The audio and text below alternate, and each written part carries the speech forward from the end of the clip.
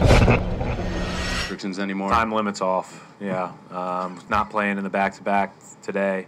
Probably will be cleared to play in back-to-backs again very soon. I asked the question right after we met prior to the game, and it sounds like, you know, again, that's sooner rather than later, but no time issues. Does that take you at all by surprise, considering the fact that he missed the previous couple of days from soreness? No, that doesn't really have anything to do with it because he was cleared to play and he felt good enough to play. I mean, that answers the question of can you play. Then it becomes a conditioning factor, and his conditioning's gotten better and better and better. So I think that was the biggest thing with the minutes. All right, so trade rumors. Jeff Green to Atlanta for pretty much nothing. Damari Carroll on a draft pick or Carroll something. Who's having a He's a good defender. Breakout year this year for him, I think. Yeah, he can do stuff. 10-plus points, around 5 rebounds, obviously, something like that. Obviously, you're not getting the better player in the deal, but we all know why the Celtics would make this trade. They're trying to free up some cap space. But I don't think they want to do a straight-up salary dump for Jeff Green. I think that they value him more than that. I think maybe a Brandon Bass type of situation would be more of a salary dump. But Jeff Green, I mean, this is a guy who can play. Yes, we are, you know, a little bit infuriated at times by his inconsistencies. But in general, he's a skilled player. And I think the main thing that came out of the report wasn't the player, but it was the fact that you actually mentioned this off air, that their Celtics are... They're shopping him hard. Shopping him hard. Yeah. So that kind of goes against what I maybe thought, where they maybe weren't shopping him as hard just because they were going to just wait it out and see what they could get maybe in the offseason or whatever. But according to that report, they're shopping him hard. Yeah, I don't think that the Hawks are the story here. The story is that Danny Ainge is shopping Danny Green? Jeff Green. The rumors about him too today, but never mind. The thing is that Danny's trying to rebuild everything and just tear it apart. The same way he did in 2007. He basically said in 2007, I'm going to keep Paul Pierce, Kendrick Perkins, and Rajon Rondo and trade everybody else. Yes.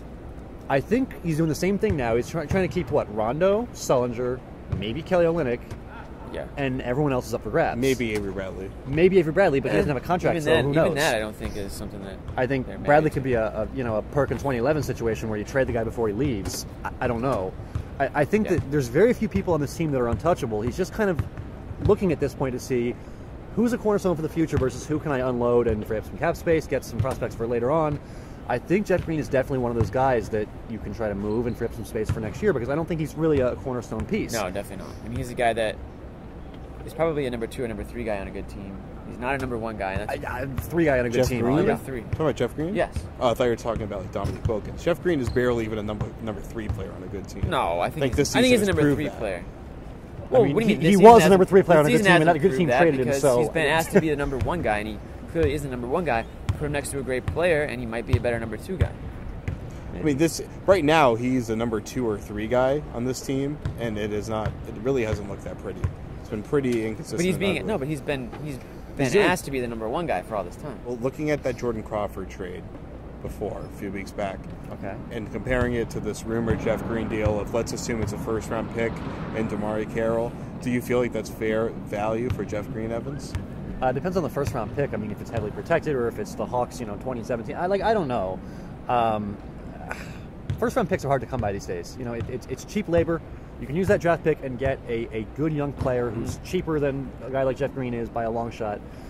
First-round picks are a big-time commodity these days. So, yeah, I mean, I think they would probably do a deal like that. Yeah, I agree. I think if you can get that first-round pick, like you said, it could be lottery protected or it could be a 2017 pick. Yeah, who knows? But we all know Ainge loves draft picks. Like you said, cheap players. There's some upside there. He's had a pretty good track record drafting some players later in the draft and that have found success in the NBA. So Sullinger, Bradley. Yeah, absolutely. Perkins. Every pick that he makes in the 20s is an awesome pick Rondo. in the 20s. Rondo, Al Jefferson, Perkins. Yeah. Ryan Gomes is a pretty good player. So there's no... He was in the 50s, Ryan Gomes. Yeah, 40s, something like that.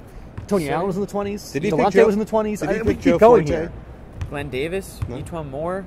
Glenn Davis was like 35, Yeah, they traded for him in the Ray Allen trade. He was a 33rd pick in the draft, I think, So I think that, sure, there's definitely, Ainge values those first-round picks. I mean, he traded for 2 second-round picks from the Crawford deal, so of course he's going to stockpile those picks. And like we said, maybe he doesn't even draft this player. He could flip it in another deal. So the more picks, the merrier. Yeah, I mean, what he did in 2007 for Garnett was Right. you know, pile up young players and draft picks and put them in this big package for one superstar. Right. He could do that again. You know, Kevin Love next year. Who knows? Like, there's options out there in the league if you build up enough assets and go for it. Kevin Love this year. Who knows? That's right. Who does know? I don't know. You don't know. We don't know. All right. Well, No, I boxing. know. Jimmy, you Jimmy know knows that your everything. boxing out status. I guess. I do. It's 29.9%. Oof. Celtics field goal That's percentage not through very the good. first 3 quarters of the game. It was just, wow. You just wanted to just Not fold very up good. the laptop and head on out of this one because it was ugly. I pretty mean, bad. they And picked- film the Garden Report. exactly. In the fourth quarter, let me take Come a back look later here. after you get out of here and then film the Garden The Report. fourth yeah. quarter field goal percentage, 52%. So that spiked Thanks, up Chris the Johnson. number. That brought it up to a measly That- 36. exactly. Yeah. And that goes to show you how bad it was. So that's my stat. It's a good stat. All right, 36 minutes and 33 seconds. That's how much time Rajon Rondo You played got to tonight. talk about it. I mean, that's big. Brad Stevens said post-game that the minutes restrictions are pretty much done for Rondo. He's ready to play as many minutes as he can. I'm sure Rondo's been saying that all along because he's such a competitive player. He Right. wants to play every minute that he can. But to hear the coach say that in an official press conference and say, yeah, minutes restrictions are over, That's good. that's big. That'll really help Still the team not going playing forward. back-to-backs, but That'll happen That's soon. okay. That'll happen soon. They only have Stevens 2 said. back-to-back. There's one now and there's one later this month. But after that, I think in March he'll definitely be going back-to-backs because I mean, he's ready to play big minutes. He's shown it. clearly, yeah. Nearly triple-double tonight, so that proves it. Good stat. So did it get your baller? Will we skip into that now? Are you going to do yours? Well, I was going to do it at the end, but do your baller now. Was mine Rondo? I don't remember. Yeah, it was. All right, cool. Yeah, Rondo was really good. I mean, he's still not a very good outside shooter. Like, he'll have fluky moments. 3 3-pointers today. He made 3 threes tonight, which is impressive. He's 23% of the season or something like that. It's not very good. Right. He's trying to expand his offensive game. It might work. It might not. He has the freedom to experiment in a losing season like this where he can kind of, see what he's got post-injury. But just seeing him play a lot of minutes and put up the numbers that he did, I mean, what did he finish with? 15 points, 12 assists, 8 rebounds. It's a Rondo stat line right That is a very, very Rondo stat line. So he's back. That's good to see. He's my baller, sure. there. My baller is Dirk. He's really good, too. Swish. This dude's just a 41. beast. I mean, let's be real. Nothing completely jumps out at you at this game at all. I mean, 20 points, 5 rebounds, 4 assists. But this is a guy who's going to be, 35? I mean, 36. 36. 36 in June, yeah. He's going to be 36. I mean, he's one of the all-time greats. And anytime you get a chance to talk about him, I think you should. I mean, Mark Cuban will go out. We'll talk about this guy all day, every day. I mean, he's stood by this player since he's been in the organization. And he says that Dirk's going to be part of the future. So that's something it's something that interests me because we all know how it ended here with Paul Pierce. The Mavs are similar situation, drafted the same year, 1 pick ahead of each other, and Cuban saying, okay, well, we're sticking with Dirk, we're going to re-sign him. Dirk maybe Dirk plays a little assistant GM in the offseason and gets another all-star player sort of to come maybe to the Mavs, and we'll see what goes on. But just love Dirk, and Rick Carlisle talked about before the game the similarities between Dirk and Larry Bird, which is that's a pretty cool comparison to be compared to a guy like Larry Bird. So that's my baller.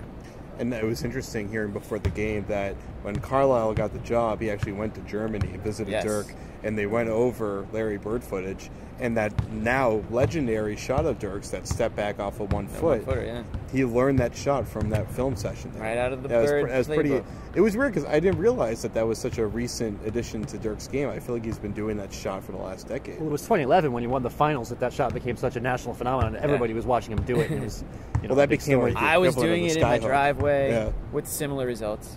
Similar results, of course. Similar results. And I'm assuming over Chris Bosh. Oh, absolutely. Of course. Yeah. Yeah, Nowitzki's unguardable, you're unguarded. That's a difference. Okay, well, for me, Dirk's also my baller, and it's because of the Boring. stat of the Good choice. night. Well, I'm sorry, I sit next to such a genius. Wow. I got that sentence out barely. I like that. It's just a compliment. But it's because of my stat of the night, and that's plus 24. That's Dirk's plus minus tonight. Good stat. He only played 32 minutes, and he nearly added a point for every minute that he played. And it was only an 11-point ball game, but he had a plus 24. It shows why the game kind of fell apart for the Mavericks a little right. bit at the end there where he stopped playing. But he dominated pretty much the entire time that he was out there. He does Yeah, that. he's just a special guy. I mean, there's nothing that a guy like Sullinger could do in that situation. I mean, we saw Sullinger have a great game against Cousins, but Dirk's get that. Obviously, Dirk's more offensively talented than Cousins is and can hurt you way more from all different sides of the court. So, tough matchup for him. Tough matchup No for one, anybody. but yeah, exactly. It's just like tough matchup for anybody. Sullinger was saying that there were plays where he would like contest the shot so well that he was smacking his hand, and it just still went in. Yeah. Like, what do you do against that? There's just nothing you can do. Nothing you can do. Well, I think Stevens was asked before the game about what do you do like to guard Dirk, and he said, "Well, if you're a coach, you get asked that question, you kind of just laugh. Right. It's like, what can you do? He's Right. just about the They're most still trying to figure that out. ungameable player Right. that there is. It's him and Durant. Those are the two. Yeah. Well, that's it for the Garden Report. We will be That's back on Wednesday, the last show before the All-Star break. That is against San Antonio, so that should Nice. be a good one, at least for watching the other team play. We'll see if the Celtics Yes. can match there. So for Evans, for Jimmy, I'm Jared Weiss. We will see you Wednesday. This is the Garden Report on Celtics Blog and CLNS Radio. Well, yeah.